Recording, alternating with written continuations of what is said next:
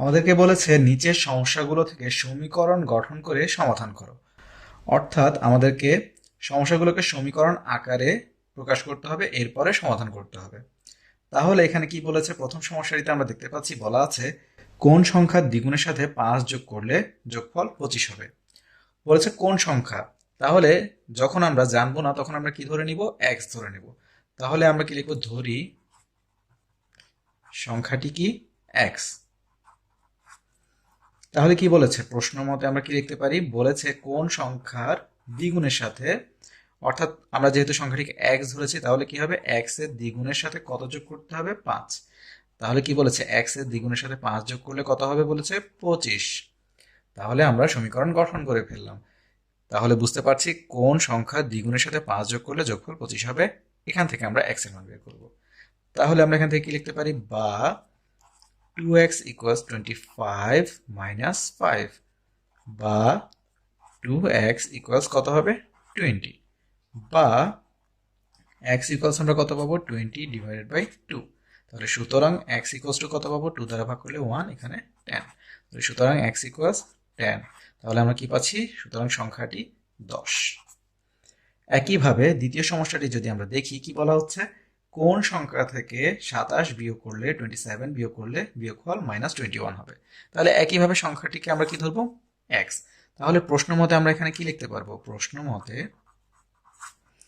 কোন সংখ্যা থেকে 27 বিয়োগ করলে, অর্থাৎ x মাইনাস কত, 27 ইকুয়ালস কত হবে বলেছে, -21।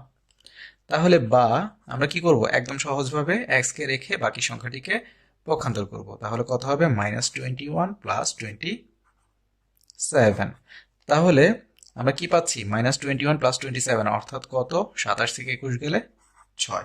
তাহলে সুতরাং সংখ্যাটি কত হবে, সুতরাং x ইকুয়ালস 6, বা সংখ্যাটি 6। আমাদেরকে কি বলা হচ্ছে, এরপর সমস্যাটিতে বলা হচ্ছে কোন সংখ্যার 1/3 4-এর সমান। তাহলে সংখ্যাটিতেও কি আগের মতো আমরা ধরে নিব কি সংখ্যাটি x।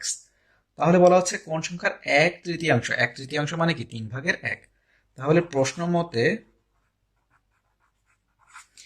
x এর কি 1/3, অর্থাৎ x এর 1/3 না লিখে আমরা লিখতে পারি কি x ইন্টু 1/3।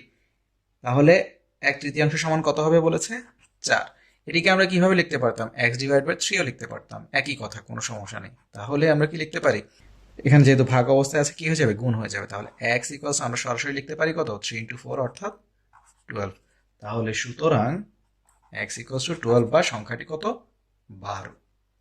এরপরে 4 নম্বর সমস্যায় কি বলা আছে, কোন সংখ্যা থেকে 5 বিয়োগ করলে বিয়োগফলের 5 গুণ সমান 20 হবে। তাহলে কোন সংখ্যা, অর্থাৎ সংখ্যাটি কত, x। তাহলে প্রশ্ন মতে তাহলে কি বলেছে, কোন সংখ্যা থেকে 5 বিয়োগ করলে, অর্থাৎ x থেকে যদি আমরা 5 বিয়োগ করি তাহলে কি বলেছে, বিয়োগ করলে বিয়োগফলের 5 গুণ সমান 20 হবে। বিয়োগ করলে কি পাবো, বিয়োগফল পাবো। বিয়োগফলের কি বলেছে, 5 গুণ। তাহলে বিয়োগফলের সাথে 5 গুণ অবস্থায় রয়েছে, সমান কত হবে বলেছে, 20 হবে। এটি হচ্ছে আমাদের সমীকরণ। এখন তাহলে আমরা সমাধান করতে পারবো। তাহলে আমরা এখন কি লিখতে পারি, বা যেহেতু গুণ অবস্থায় আছে কি হবে, পক্ষান্তর করলে ভাগ হবে। তাহলে x মাইনাস 5 ইকুয়ালস আমরা কি লিখতে পারি, 20 ডিভাইডেড বাই 5। তাহলে আমরা কি লিখতে পারি, বা x মাইনাস 5 ইকুয়ালস কত, 5 দ্বারা ভাগ করলে 1, 5 দ্বারা ভাগ করলে 4। তাহলে লিখতে পারি 4। বা আমরা কি লিখতে পারি, x ইকুয়ালস 4 প্লাস 5। তাহলে সুতরাং x ইকুয়ালস টু আমরা কত পাচ্ছি, 9। আমাদেরকে কি বলা হচ্ছে, কোন সংখ্যার অর্ধেক থেকে তার 1/3 বিয়োগ করলে বিয়োগফল 6 হবে। তাহলে আমরা আগের মতো সংখ্যাটিকে কি ধরবো, x। কি বলেছে, কোন সংখ্যার অর্ধেক থেকে, তাহলে কোন সংখ্যার অর্ধেক মানে কত, 1 ডিভাইড বাই 2 অর্থাৎ 2/1। তাহলে x এর কি হবে, তাহলে x এর আমরা এখানে আপনাদেরকে দেখানোর জন্য লিখছি x এর 2/1, বা 1 ডিভাইড বাই 2 অর্থাৎ কি লিখতে পারি, x/2। কারণ এর সম্পর্ক কি জানি আমরা, গুণ। তাহলে আরেকটি কি বলা আছে, 1/3 অর্থাৎ কি x এর 1 ডিভাইড বাই 3 অর্থাৎ কি লিখতে পারি, x/3। তাহলে আমরা সরাসরি এখানে কি লিখতে পারি, বলেছে অর্ধেক থেকে কোন সংখ্যার, অর্থাৎ x/2 থেকে তার 1/3 বিয়োগ করলে, অর্থাৎ -x/3 করলে কত হবে বলেছে আমাদেরকে, বিয়োগফল হবে 6। তাহলে এটি হচ্ছে আমাদের সমীকরণ। এখন তাহলে আমরা সমাধান করি। বা আমরা কি জানি, আমরা জানি যে লসাগু করব, 2 এবং 3 এর লসাগু কত, 6। তাহলে হর দিয়ে ভাগ লব দিয়ে গুণ, তাহলে এখানে কি পাচ্ছি, 2 দ্বারা ভাগ করলে 3 আর x এর সাথে গুণ হলে ট্রাইস x, মাইনাস 3 দ্বারা ভাগ করলে 2 অর্থাৎ টুয়াইস x ইকুয়ালস কত, 6। বা আমরা এখান থেকে কি পাচ্ছি, এখান থেকে পাচ্ছি 3x থেকে 2x গেলে x, আর এখানে কোনাকুনি গুণ করলে অর্থাৎ আর গুণ করলে কত হবে, 36। তাহলে সুতরাং x ইকুয়ালস টু আমরা পাবো 36। তাহলে সংখ্যাটি হচ্ছে 36। আমাদেরকে প্রশ্নে কি বলেছে, প্রশ্নে বলেছে 3টি ক্রমিক স্বাভাবিক সংখ্যার সমষ্টি 63 হলে সংখ্যা 3টি নির্ণয় করো। ক্রমিক স্বাভাবিক সংখ্যা মানে কি, একটির পরের আরেকটি। তাহলে ধরি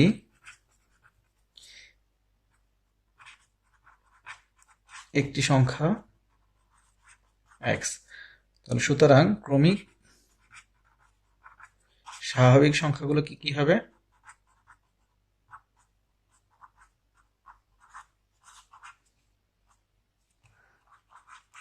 এর পরে দুটি অর্থাৎ x এর সাথে একবার যদি 1 যোগ করি তাহলে একটি পাবো, এবং x প্লাস 1 এর সাথে যদি আবার 1 যোগ করি তাহলে আরেকটি পাবো। তাহলে এটিকে আমরা কি লিখতে পারি, x প্লাস 2 লিখতে পারি। তাহলে একটি হচ্ছে x, এর পরেরটি হচ্ছে x প্লাস 1, এর পরেরটি হচ্ছে x প্লাস 2। এখন কি বলেছে, আমাদেরকে বলেছে 3টি ক্রমিক স্বাভাবিক সংখ্যার যোগফল 63। তাহলে আমরা কি লিখতে পারি, প্রশ্ন মতে x প্লাস 1 প্লাস, এখানে x প্লাস 1 প্লাস 1ও লিখতে পারি, কোনো সমস্যা নেই। তাও আমরা লিখতে পারি x প্লাস 2 ইকুয়ালস কত, 63। আমাদের সমীকরণ হয়ে গেল। তাহলে এখান থেকে আমরা x এর মান বের করতে পারলে আমরা কি করতে পারবো, 3টি সংখ্যাই বের করতে পারবো। তাহলে কি পাচ্ছি, x প্লাস x অর্থাৎ 3x প্লাস কত, এখানে 1 প্লাস 2 অর্থাৎ 3 সমান কত, 63। বা 3x ইকুয়ালস আমরা কি পাবো, 63 মাইনাস 3। বা 3x ইকুয়ালস টু কত, 60। বা x ইকুয়ালস আমরা কত পাবো, x ইকুয়ালস আমরা পাবো হচ্ছে 60 ডিভাইড বাই 3। 3 দ্বারা ভাগ করলে 1 এবং কত, 20। সুতরাং x ইকুয়ালস 20। তাহলে একটি সংখ্যা আমরা পেয়ে গেলাম। তাহলে সুতরাং একটি সংখ্যা কত, 20। অপর সংখ্যা দুটি বা ক্রমিক সংখ্যা দুটিকে লিখতে পারি। তাহলে কত হবে, x প্লাস 1 এবং x প্লাস 2 অর্থাৎ কত, 20 প্লাস 1 সমান সমান 21 এবং 20 প্লাস 2 সমান 22। সুতরাং সংখ্যা 3টি যথাক্রমে আমরা কি লিখতে পারি, 20, 21 এবং কত, 22। তাহলে যোগ করলে আমরা বুঝে যাব কত, 20 এবং 21 যোগ করলে 41, 41 এবং 22 যোগ করলে আমরা কত পাবো, 63।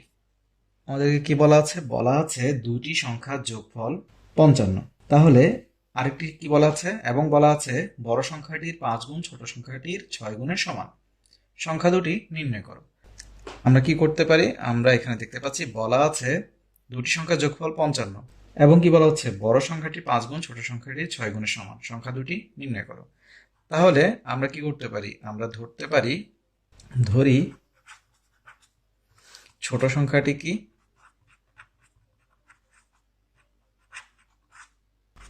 x। তাহলে বড় সংখ্যাটি কত হবে, সুতরাং বড় সংখ্যাটি কত হবে, যেহেতু দুটি সংখ্যার যোগফল 55, তাহলে 55 থেকে x বাদ দিলে আমরা কি পাবো, বড় সংখ্যাটি পেয়ে যাব। এখন আমরা কি লিখতে পারি, প্রশ্ন মতে আমাদেরকে কি বলেছে, যে আমাদেরকে বলেছে বড় সংখ্যাটি 5 গুণ ছোট সংখ্যাটি 6 গুণের সমান। তাহলে ছোট সংখ্যাটির 6 গুণ কত, 6x, আর বড় সংখ্যাটির 5 গুণের সমান মানে কি, 5 ইন্টু 55 মাইনাস x। তাহলে বা আমরা কি লিখতে পারি, 6x সমান এখানে 55 গুণ 5 অর্থাৎ কত, 275 মাইনাস 5x। বা এখান থেকে কি পাচ্ছি, 6x প্লাস 5x ইকুয়ালস 275। বা কি পাচ্ছি, 11x ইকুয়ালস 275। বা x ইকুয়ালস আমরা কি পাচ্ছি, 275 ডিভাইড বাই 11। তাহলে সুতরাং x ইকুয়ালস টু আমরা কত পাচ্ছি, এখান থেকে 11 দ্বারা ভাগ করলে এখানে পাবো 25। তাহলে আমরা ছোট সংখ্যাটি পেয়ে গেলাম। সুতরাং ছোট সংখ্যাটি কত, 25। সুতরাং বড় সংখ্যাটি কত হবে, 55 মাইনাস 25 অর্থাৎ কত, 30। তাহলে আমরা ছোট সংখ্যা এবং বড় সংখ্যা পেয়ে গেলাম। প্রশ্নে বলা আছে কি, বলা আছে গীতা, রীতা ও মিতার একত্রে 180 টাকা আছে। রিতার চেয়ে গীতার 6 টাকা কম ও মিতার 12 টাকা বেশি আছে, কার কত টাকা আছে? তাহলে এখানে কার সাথে সম্পর্কটা হচ্ছে আসলে রিতার সাথে। কারণ কারণ কি বলা আছে, রিতার চেয়ে গীতার 6 টাকা কম ও মিতার 12 টাকা বেশি আছে, কার চেয়ে? রিতার চেয়ে। তাহলে রিতা হচ্ছে এখানে কমন। তাহলে আমরা ধরে নিতে পারি রিতার আছে কত? রিতার আছে x টাকা। সুতরাং আমরা কি বলতে পারি? আমরা বলতে পারি এখানে গীতার কত আছে? গীতার বলেছে 6 টাকা কম আছে, তাহলে গীতার আছে কত? x-6 টাকা। আবার কি বলেছে? মিতার 12 টাকা বেশি আছে এবং মিতার আছে কত? রিতার চেয়ে 12 টাকা বেশি, অর্থাৎ x+12 টাকা। সুতরাং প্রশ্ন মতে আমরা কি লিখতে পারি? প্রশ্ন মতে বলেছে কি তিনজনের টাকার একত্রে মূল্য কত? 180। তাহলে x+x-6+x+12 সমান কত?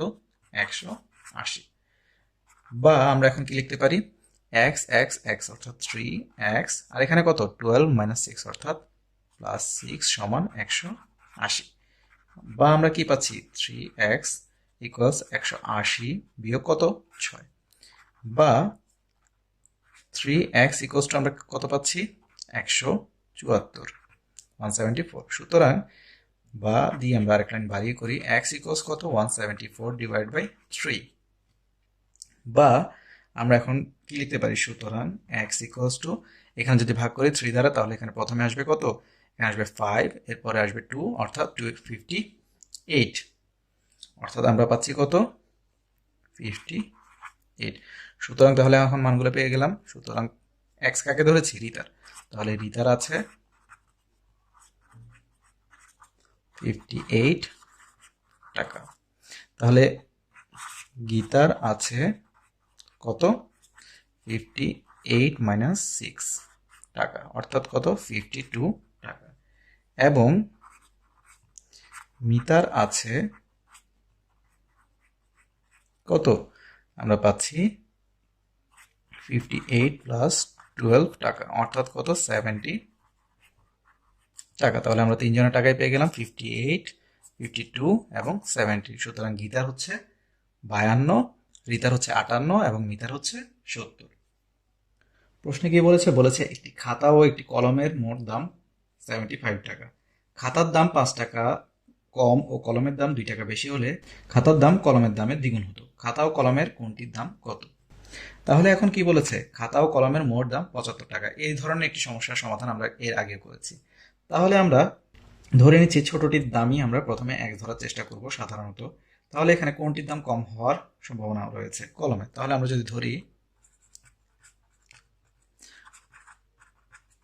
কলমের দাম কত? x টাকা। তাহলে সুতরাং খাতার দাম কত হবে?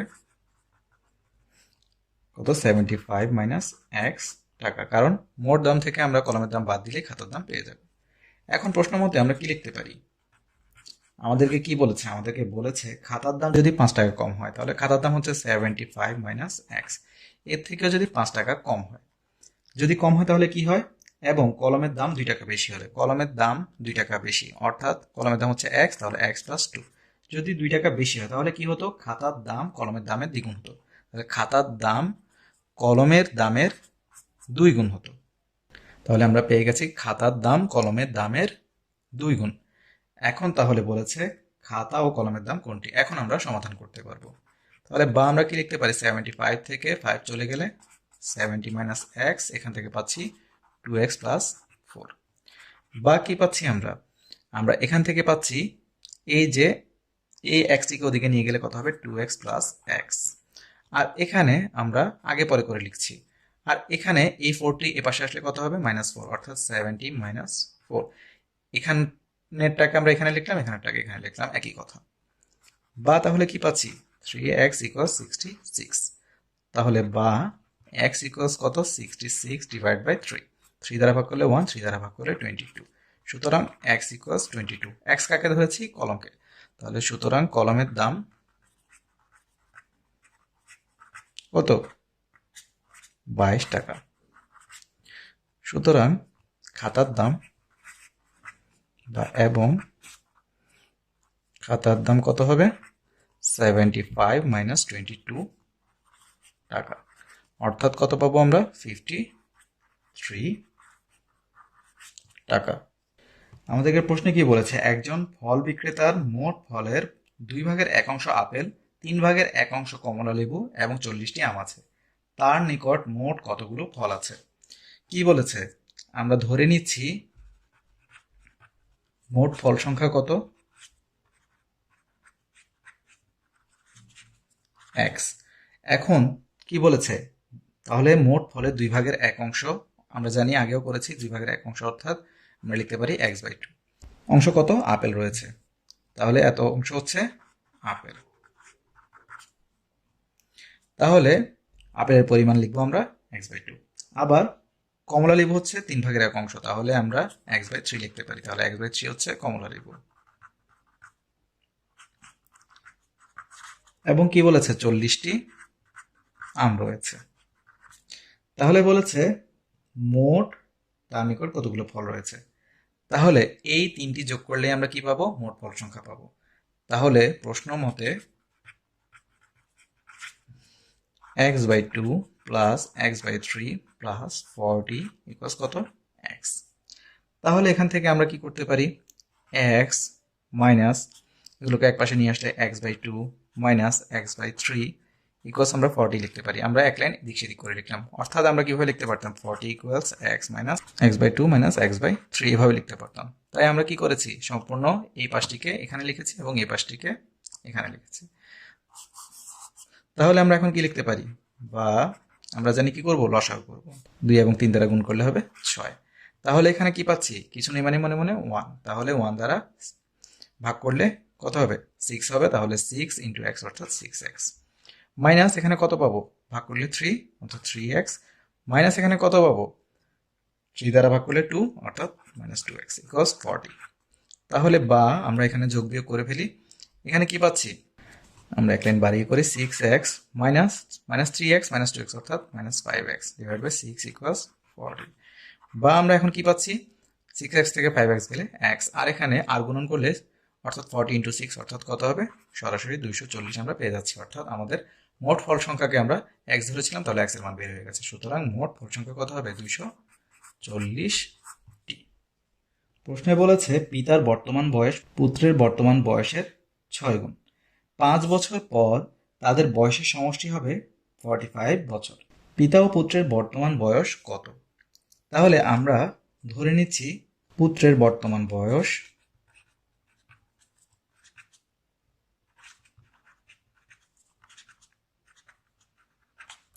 x, সাথে বছর লিখতে পারি ধরি। তাহলে কি বলেছে, পিতার বর্তমান বয়স পুত্রের বর্তমান বয়সের 6 গুণ। তাহলে সুতরাং পিতার বয়স কত হবে,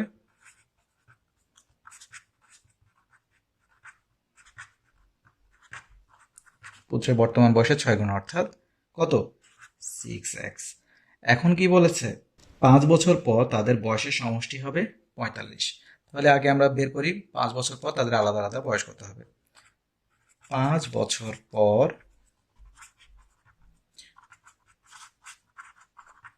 পুত্রের বয়স কত হবে, x প্লাস 5 অর্থাৎ 5 বছর পর।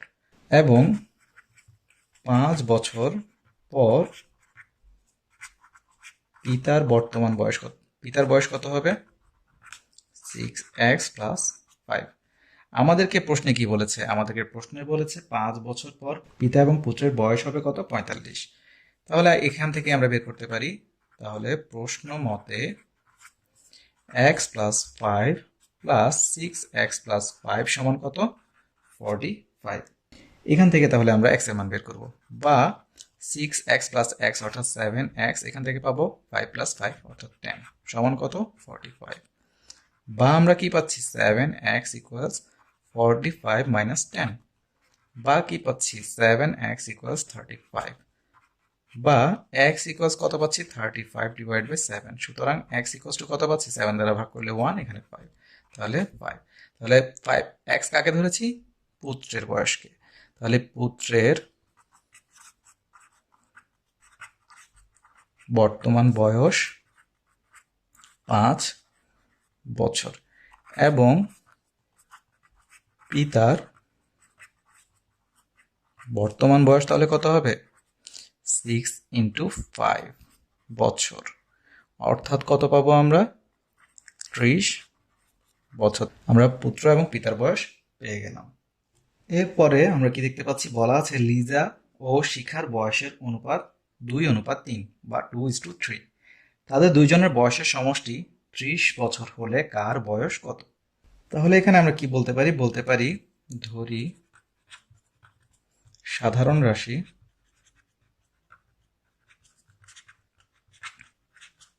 x।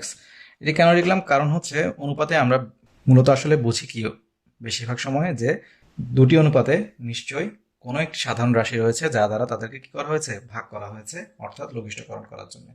তাহলে এখন এখানে x ধরে নিলে আমাদের কাজটি কি হয়ে যাবে, সহজ হবে। তাহলে আমরা এদের অনুপাতগুলো ঠিকভাবে লিখতে পারবো। তাহলে সুতরাং লিজার বয়স 2x, এখানে কি লিখবো বছর, না লিখলেও ওরকম কোনো সমস্যা নেই, এবং শিখার বয়স তাহলে কত 3x। এখন কি বলেছে, তাদের দুইজনের বয়সের সমষ্টি 30 বছর। যেহেতু এখানে বয়সের সমষ্টি 30 বছর, সেই কারণেই কিন্তু আসলে আমরা x ধরেছি, কারণ এখানে 2 এবং 3 যোগ করলে কিন্তু কখনোই কি হয় না, 30 হয় না। তার মানে কোনো একটি রাশি দ্বারা তাদেরকে কি করা হয়েছে, ভাগ করে লঘিষ্ঠকরণ করা হয়েছে, সেটিকেই আমরা কি ধরে নিচ্ছি এখানে x। তাহলে এখানে আমরা প্রশ্ন মতে কি লিখতে পারি, প্রশ্ন মতে 2x প্লাস 3x সমান 30, বা 5x ইকুয়ালস 30, বা x ইকুয়ালস 30 ডিভাইড বাই 5। সুতরাং x ইকুয়ালস আমরা কত পাবো, 5 দ্বারা ভাগ করলে 1, 5 দ্বারা ভাগ করলে 6, তাহলে কত পাবো 6। তাহলে এখন সুতরাং আমরা কি পাচ্ছি, লিজার বয়স 2 ইন্টু 6 বছর, অর্থাৎ কত 12 বছর, এবং শিখার বয়স কত 3 ইন্টু কত 6 বছর, অর্থাৎ কত 18 বা 18 বছর। তাহলে আমরা লিজা এবং শিখার বয়স পেয়ে গেলাম।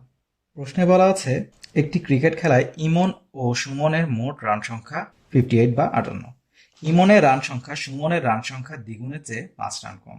ওই খেলায় ইমনের রান সংখ্যা কত? তাহলে কি বলেছে, দুজনের মোট রান সংখ্যা দেওয়া আছে, ইমনের রান সংখ্যা বলেছে সুমনের রান সংখ্যার তুলনায় দ্বিগুণের চেয়ে আসলে 5 রান কম। তাহলে আমরা ইমনের রান সংখ্যা যেহেতু বের করব, আমরা এখানে ধরতে পারি, ধরি ইমনের রান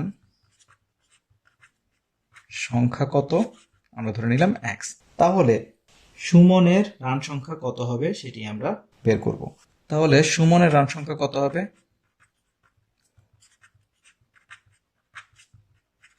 সুমনের রান সংখ্যা হবে 58 মাইনাস x। আমরা কিন্তু এই ধরনের সমস্যার সমাধান করেছি, মোট থেকে একজনেরটি বাদ দিলে আরেকজনেরটি বের হয়ে যাবে। তাহলে আমরা কি লিখতে পারি, প্রশ্ন মতে কি বলেছে, প্রশ্ন মতে বলেছে আমাদেরকে ইমনের রান সংখ্যা অর্থাৎ x ইকুয়ালস টু কত হবে, সুমনের রান সংখ্যা দ্বিগুণের চেয়ে 5 কম। সুমনের রান সংখ্যার দ্বিগুণের চেয়ে 5 কম। তাহলে আমাদের সমীকরণটি গঠন হয়ে গেল, অর্থাৎ ইমনের রান সংখ্যা হচ্ছে x, এটি কি বলেছে, সুমনের যে রান সংখ্যা আছে তার দ্বিগুণ হতে হবে, দ্বিগুণ থেকে আরো কত হবে, 5 কম হবে। তাহলে এখন আমরা দেখি বের করতে পারি কিনা। তাহলে এখান থেকে কি পাচ্ছি, বা x ইকুয়ালস 58 ইন্টু 2, অর্থাৎ কত পাবো 116, আর এখান থেকে মাইনাস 2x মাইনাস কত 5। তাহলে এখান থেকে কি পাচ্ছি x, আর এখানে মাইনাসটা এদিকে আসলে প্লাস হয়ে যাবে, প্লাস 2x, এখান থেকে কত পাবো 116 থেকে 5 গেলে 111। তাহলে বা 3x ইকুয়ালস 111, বা x ইকুয়ালস কত 111 ডিভাইড বাই 3। তাহলে আমরা এখান থেকে কত পাবো, যদি আমরা 3 দ্বারা ভাগ করি তাহলে এখান থেকে পাবো 37, আর এখানে 1। তাহলে সুতরাং x ইকুয়ালস কত 37। তাহলে আমরা কার রান পেলাম, এটি অবশ্যই ইমনের রান পেয়ে গেলাম, কারণ ইমনের রান সংখ্যাকেই আমরা x ধরেছি। সুতরাং ইমনের রান কত 37 বা 37 রান লিখবো আমরা। প্রশ্নে কি বলেছে, একটি ট্রেন ঘন্টায় 30 কিলোমিটার বেগে চলে কমলাপুর স্টেশন থেকে নারায়ণগঞ্জ স্টেশনে পৌঁছালো। ট্রেনটির বেগ ঘন্টায় 25 কিলোমিটার হলে 10 মিনিট বেশি সময় লাগতো। দুই স্টেশনের মধ্যবর্তী দূরত্ব বা মধ্যে দূরত্ব কত? আমরা ধরে নিচ্ছি দূরত্ব x কিলোমিটার।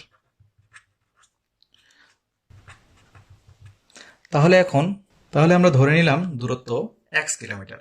এখন কি বলেছে, আমাদেরকে বলেছে ঘন্টায় 30 কিলোমিটার বেগে আর ঘন্টায় 25 কিলোমিটার বেগে, দুটির পার্থক্য দেওয়া আছে 10 মিনিট। তাহলে আমরা এখানে সময়ের কাজ করব যাতে আমরা সমীকরণ গঠন করতে পারি। তাহলে আমরা কি লিখতে পারি, এখন 30 কিলোমিটার যায় 1 ঘন্টায়, তাকে আমরা কি লিখবো, মিনিটে, কারণ আমাদের আরেকটি কিন্তু মিনিটে সময় দেওয়া আছে। তাহলে আমরা কি লিখবো, 60 মিনিটে। তাহলে এখন 1 কিলোমিটার যায় আরো কি কম সময়, অর্থাৎ 60/30 মিনিটে। তাহলে 1 কিলোমিটার যায় আরো কি বেশি সময় লাগবে, তাহলে এখানে 60x/30 মিনিট। একইভাবে আবার আমরা কি লিখতে পারি, 25 কিলোমিটার যায় কত মিনিটে, 60 মিনিটে। তাহলে 1 কিলোমিটার যাবে কত, 60/25 মিনিটে। আর x কিলোমিটার যাবে কততে, 60x/25 মিনিটে। এখন আমাদেরকে কি করতে হবে, অবশ্যই এখানে দেখতে হবে যে দুটি সময়ের পার্থক্য কত, 10 মিনিট। তাহলে আমরা কি লিখতে পারি, প্রশ্ন মতে কি পাবো, সময় বেশি লাগে কোথায়, এখানে। তাহলে 60x/25, অর্থাৎ বেশি সময় থেকে কম সময়টা বাদ দিলাম, 60x/30 ইকুয়ালস টু কত হবে, আমরা 10 লিখবো না, কারণ এখানে আমরা 10 লিখতে পারি চাইলে, আবার চাইলে 60/10ও লিখতে পারি, অর্থাৎ 10/60ও লিখতে পারি, কারণ যেহেতু এখানে আমরা ঘন্টার হিসাবও করতে পারি। তাহলে আমরা এখানে কি লিখবো, তাহলে লিখবো এখানে কত, 10। আপনারা চাইলে এই সমস্যাটি এখানে এভাবে না লিখে আবার কি করতে পারেন, চাইলে এখানে 30 লিখতে পারেন 1 ঘন্টায়। আবার তাহলে এখানে কত হবে, 1 কিলোমিটার হবে কত, 1/30, আর x হবে কত, x/30। একইভাবে এখানে কত হবে, 25 যায় 1 ঘন্টায়, 1 যায় কত, 1/25, আর x যায় কত, x/25। তখন কি হবে, এগুলো ঘন্টায় থাকবে। তখন আমাদের প্রশ্ন মতে কি হবে, তখন প্রশ্ন মতে হবে x/25 মাইনাস x/30 ইকুয়ালস, তখন কি হবে, তখন লিখতে হবে আমাদেরকে 10/60, কারণ ঘন্টায় তখন প্রকাশ করতে হবে, কারণ হচ্ছে এগুলো ঘন্টায় আছে। আর এখানে মিনিটটাকে তখন ঘন্টায় প্রকাশ করবো কিভাবে, 60 মিনিট যেহেতু ঘন্টা, তাহলে 60/10 সেটি হয়ে যাবে ঘন্টায়। তাহলে চাইলে আপনারা এভাবেও সমাধান করতে পারেন, এভাবেও করতে পারেন। আমরা যদি এভাবে করি তাহলেও আনসার আসবে, এভাবে করলেও আমাদের উত্তর চলে আসবে। তাহলে আমরা দুটি নিয়মেই সমস্যার সমাধান করতে পারি, যেভাবে আপনাদের সুবিধা হয় আপনারা সেভাবেই করবেন। তাহলে আমাদের লসাগু কত হবে, লসাগু হবে 150। তাহলে এখন কি করব, হর দিয়ে ভাগ লব দিয়ে গুণ। তাহলে হর দিয়ে ভাগ করলে এখানে কত আসবে, এখানে আসবে 25কে 150 দ্বারা ভাগ করলে 6, 6 গুণ 6, অর্থাৎ আমরা ধরতে পারি 60 না ধরে, তাহলে 6 গুণ 6 অর্থাৎ কত, 36, অর্থাৎ 360x, মাইনাস এখানে আসবে 5, 5 গুণ 6 অর্থাৎ 30, অর্থাৎ 300x ইকুয়ালস টু কত, 10। তাহলে এখান থেকে আমরা কি লিখতে পারি, এখানে 360 থেকে 300 গেলে 60x ইকুয়ালস টু কত হবে, 150 ইন্টু 10। তাহলে এখান থেকে কত হবে, x ইকুয়ালস টু আমরা পাবো 150 ইন্টু 10 ডিভাইড বাই 60। তাহলে আমরা ভাগ করে ফেলি। তাহলে এখান থেকে কত পাবো, এখান থেকে 0 0 কাটলে এখানে পাবো হচ্ছে 6, আর এখানে পাচ্ছি কত, 150। তাহলে কত পাচ্ছি আমরা, আমরা পাচ্ছি 25। তাহলে সুতরাং x ইকুয়ালস টু 25, অর্থাৎ কি 25 কিলোমিটার। এখন এখান থেকে আমরা একই জিনিসই আসলে কিন্তু পাই কিভাবে, বা এখানেও লসাগু কত হবে, 150। তাহলে এখানে কত হবে, আমরা জানি 6, অর্থাৎ 6x minus 5x equals to কত, 1/6 লিখতে পারি, কারণ কত, 10 দ্বারা ভাগ করলে এখানে 1, এখানে 6। তাহলে এখানে কত পাচ্ছি, x পাচ্ছি। তাহলে এখানে কত হবে, 150/6। তাহলে এখানেও কত পাবো, সুতরাং x ইকুয়ালস টু 25 পাবো, অর্থাৎ 25 কিলোমিটার। প্রশ্নে কি বলা আছে, একটি আয়তাকার জমির দৈর্ঘ্য প্রস্থে 3 গুণ এবং জমিটির পরিসীমা 40 মিটার। জমিটির দৈর্ঘ্য এবং প্রস্থ নির্ণয় করো। তাহলে যেহেতু প্রস্থের 3 গুণ বলেছে তাই আমরা কি করব, প্রথমে প্রস্থ ধরে নিব। ধরি প্রস্থ এক্স। এখন যেহেতু পরিসীমা আমাদেরকে মিটারে দেওয়া আছে তাই আমরা এখানে মিটার লিখতে পারি, যেহেতু আমাদের দৈর্ঘ্য এবং প্রস্থ মিটারে আসবে। তাহলে দৈর্ঘ্য কত হবে? সুতরাং দৈর্ঘ্য কি হবে? প্রস্থের 3 গুণ অর্থাৎ 3x। তাহলে প্রশ্ন মতে কি বলেছে আমাদেরকে? পরিসীমা হচ্ছে 40, তাহলে পরিসীমার সূত্র কি? 2 গুণ দৈর্ঘ্য প্লাস প্রস্থ। কিসের এটি? আয়তকার ক্ষেত্রের। তাহলে 2 গুণ দৈর্ঘ্য প্লাস প্রস্থ, দৈর্ঘ্য হচ্ছে 3x প্লাস প্রস্থ হচ্ছে x, তাহলে 2 গুণ দৈর্ঘ্য প্লাস প্রস্থ সমান সমান পরিসীমা। পরিসীমা কত? 40। এখন তাহলে আমরা x এর মান বের করে ফেলতে পারবো কিভাবে? বা এখানে 2 ইন্টু কত? 4x সমান 40, অর্থাৎ কি লিখতে পারি? 8x ইকুয়ালস 40, বা x ইকুয়ালস কত? 40 ডিভাইড বাই 8। সুতরাং x ইকুয়ালস আমরা কি পাবো? 8 দ্বারা ভাগ করলে 1, 5। সুতরাং x ইকুয়ালস টু 5। তাহলে 5 কি? এখানে প্রস্থ। সুতরাং প্রস্থ কত? 5 মিটার। এবং দৈর্ঘ্য কত হবে? 3 ইন্টু 5 মিটার, অর্থাৎ কত? 15 মিটার। তাহলে আমরা দৈর্ঘ্য এবং প্রস্থ পেয়ে গেলাম। 90 ডিগ্রি এডুকেশনের ভিডিওগুলো দেখে যদি আপনারা উপকৃত হয়ে থাকেন তাহলে অবশ্যই অন্যদেরকে জানার সুযোগ করে দিবেন। আর আমাদের ভিডিওগুলো অবশ্যই বাণিজ্যিকভাবে ব্যবহার থেকে বিরত থাকবেন। ধন্যবাদ সবাইকে।